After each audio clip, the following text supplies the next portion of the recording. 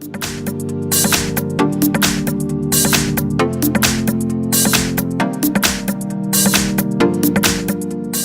I've got OnePlus 60 and let me show you how to find IMEI number on the following device. So let me show you two methods. We will start with the quicker one. Let's open the phone dialer and enter a secret code, which is *pound, 06 pound. And that's it. As you can see, here you've got both of your IMEI numbers. Tap on OK to go back. And let's go to the second method. We'll start from opening the settings. Then let's go to the very bottom of the list and pick About Phone.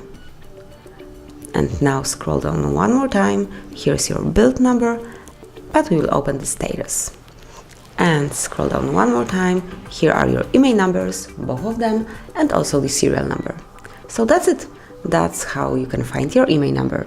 So thank you for watching. Please subscribe our channel and leave the thumbs up.